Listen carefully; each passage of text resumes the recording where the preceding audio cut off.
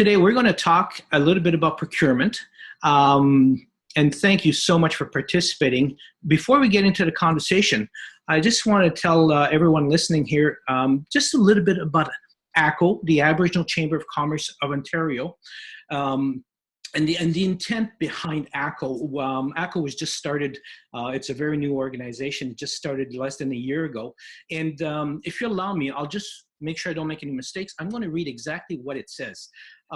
The Aboriginal Chamber of Commerce of Ontario strives to support business objectives and promote business through networking opportunities, professional development training, and events.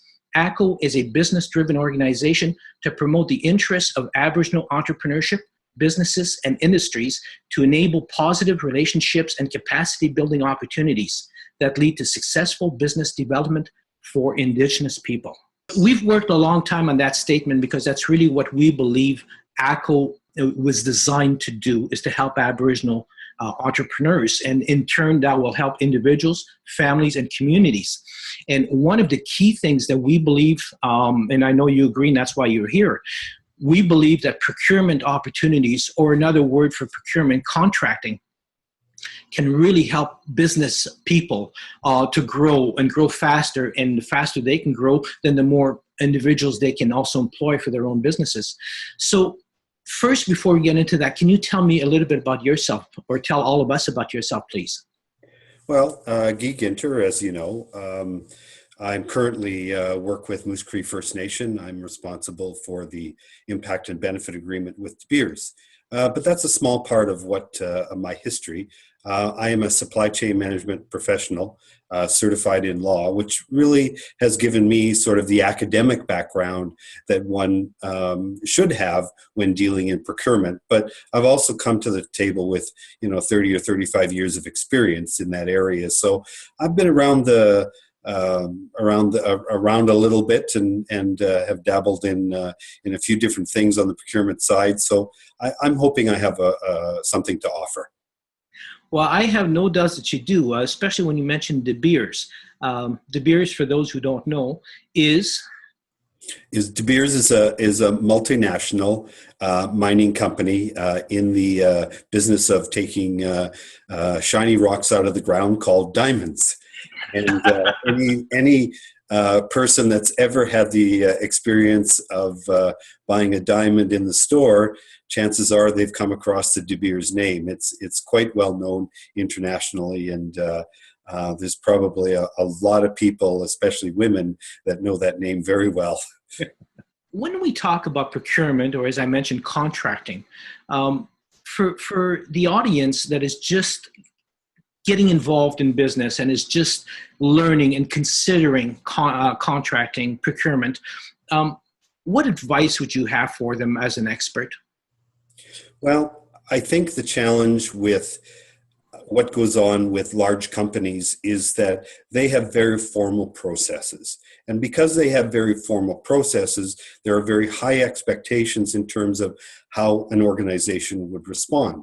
So First Nations often, first time dealing with these large corporations, don't have that experience, don't necessarily understand the language that is put in front of them in terms of the documents, the tender documents in particular, which makes it very difficult to respond. And often, by not responding properly, they often get themselves taken away from the process because they didn't respond in an appropriate way.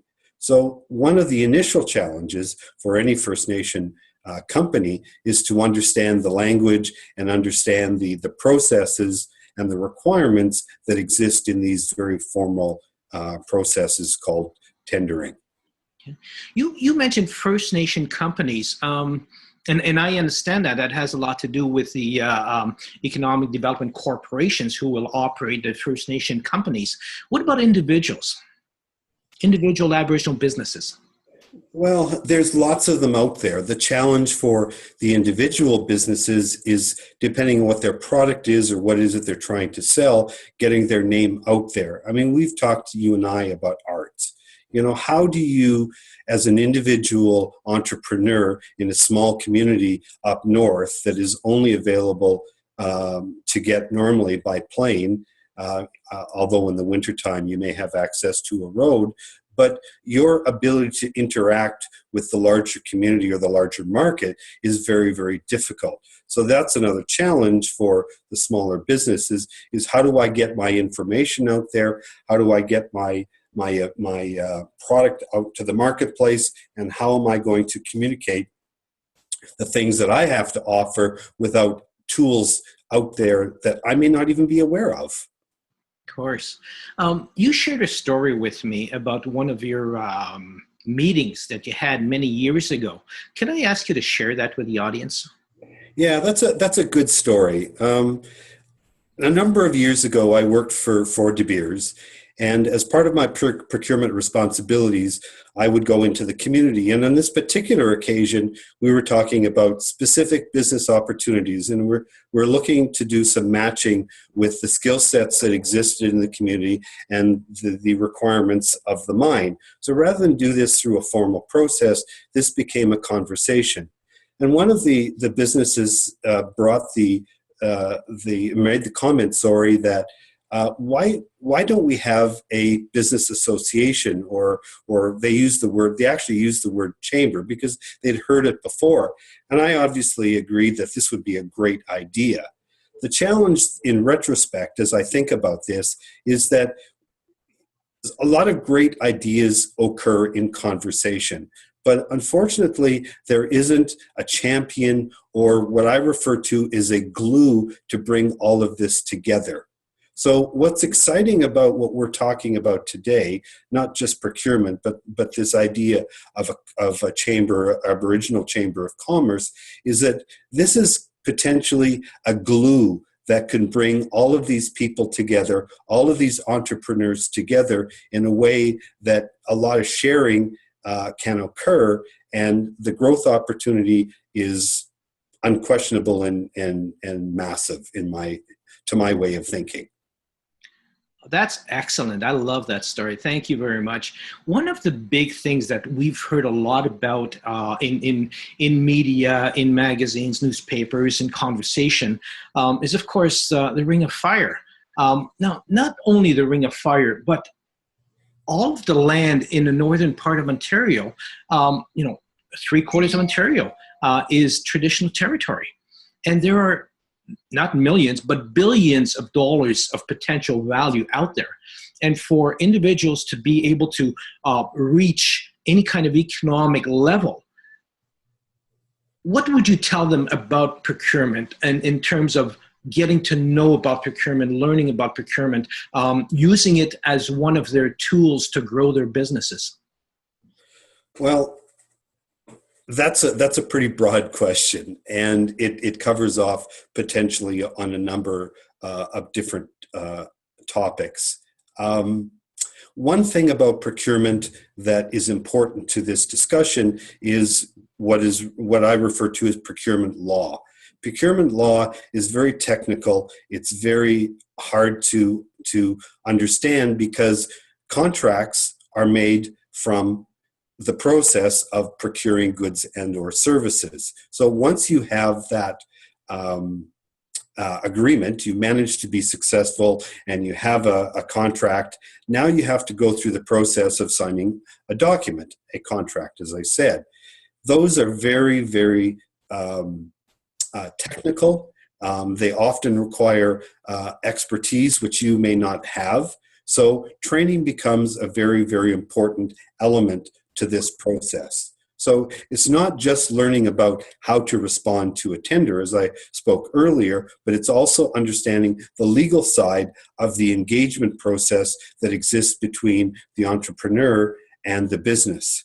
And learning those skills and understanding the basic language, you don't have to be a lawyer.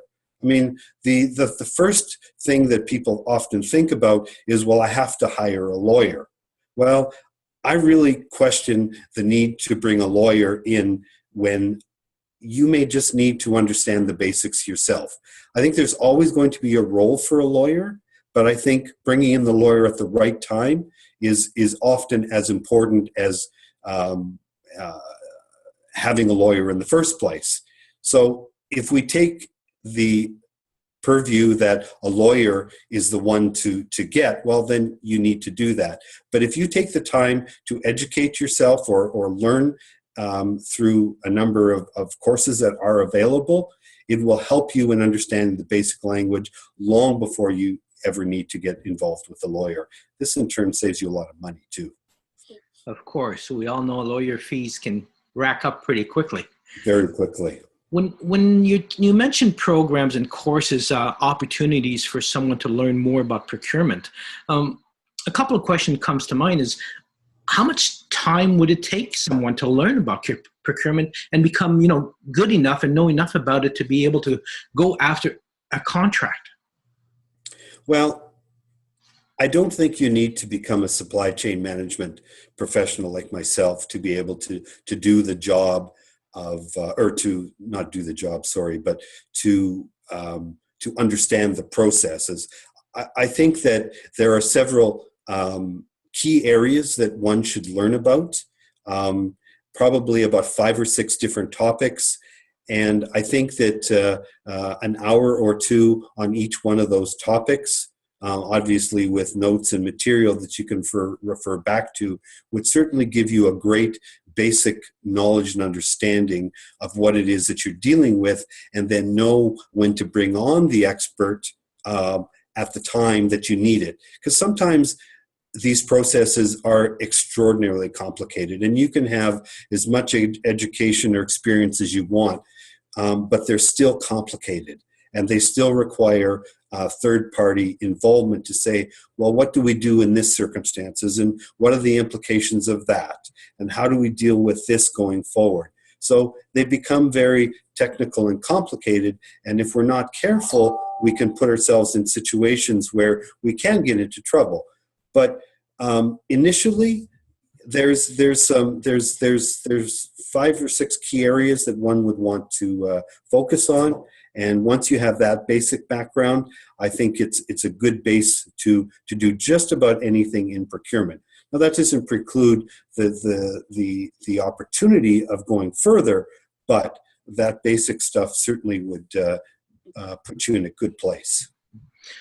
What about connecting with individuals who may have done procurement in the past? And it may not be the same field that you're in, but just that general experience.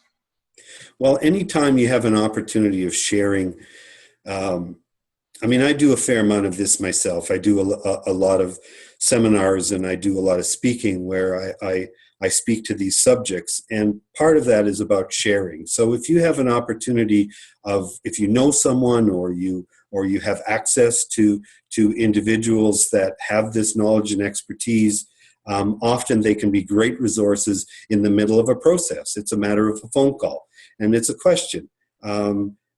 Hundreds and hundreds of procurement people across this country are always looking to share their knowledge and expertise with others. And often it's just a phone call to say, hey, I'm dealing with this situation. I'm not sure what my obligations are. I have these questions. Can you help me out? Absolutely, that sort of opportunity is out there. It's just a matter of opening up those lines of communication. Beautiful. I know we had a conversation quite a while back about procurement, and the idea came up, and let me paraphrase that in a different way. We can be really good at making apple pie, but how do we get our apple pie to the market? Well, a lot of times then you need to look at marketing specialists. So along that line of thought, how do you feel, or what do you think of the idea of maybe either building or identifying procurement agents, where these people, it would be their job to help you as the business owner, the entrepreneur, to secure these different contracting opportunities? Well, I think that in theory, it's a great idea that people have access to resources. The challenge that we're going to be faced with is what I refer to as trust. In order for these relationships to occur, there has to be some level of trust, and obviously some engagement that has occurred previously, so you can build those relationships. So if those if that trust relationship is allowed to grow, and there's an opportunity for this engagement to occur, then I think there's a greater opportunity for these sharing of information and access to that information whenever it might be needed or required. That's awesome to know that. Is there any final pieces that you can offer our audience about procurement, where they may be able to start? Any direction, any tips? Well, there's a number of sources for education out there. There's an organization called the Supply Chain Management Association of Ontario, and then there's also the Supply Chain Management Association of Canada. Both offer courses and whatnot if you want to formalize your education. I think that what ACO, or Aboriginal Chamber of Commerce, is trying to do is, on a lower level, provide some of the same kinds of resources. And I think that we, as an organization, can provide that to First Nations to help them through the initial processes. And at that point, if they choose to go to a higher level of knowledge or understanding, then they can take advantage of those other sources. Well, I want to take this opportunity to segue what you've just said into some of the benefits that ACO, the Aboriginal Chamber of Commerce of Ontario, can provide to its members. So first, let me start off that I did mention at the beginning that ACO is a new organization. So we're just looking at now starting to build the membership. So we know that a lot of individuals have heard of chambers, but have never been members of chambers. So ACO wants to provide the opportunity for Aboriginal businesses with 5 employees or less, and we want to gift a membership to these businesses to the end of 2018. And this will provide them an opportunity to learn a bit more of what a chamber can do for them, give some others an opportunity to engage in the chamber. And I mention this because I'd like you to share that with your information, and I'd like our audience to think about taking us up on the offer of becoming a member of the Aboriginal Chamber of Commerce of Ontario for free, providing they are an Aboriginal business and have 5 employees or less. The membership is gifted to them, so there's no cost. So through that process, becoming members, there is a variety of different pieces of information. As you said, we are trying to help at a smaller level than, say, your supply chain specialist, Canada and Ontario. So we'd love to hear from all of you out there who are interested in procurement, who would like to know more about the Aboriginal Chamber of Commerce of Ontario. Give us a call. You can contact us through the phone number is 705-934-4484, or you can connect with us through the website, which is www.aboriginalchamber.com. That is .com, C-O-M, and we'd just love to hear from you. Guy, I want to thank you so much for spending some time with us. I want to thank you very much for sharing some of your knowledge with our audience, and I'm really hoping to hear back from our audience and having them tell us what they've gotten from you, what they've gotten from this webinar. And if you like this webinar, please give us a thumbs up, give us a like, and please do connect with us, because the membership is gifted. It is free. It is a $275 value, and it's free to you up until the end of 2018. So give us a call. Guy, thank you very much. We will be talking again very soon. Thank you, John. It's a pleasure. Thank you. Take care now.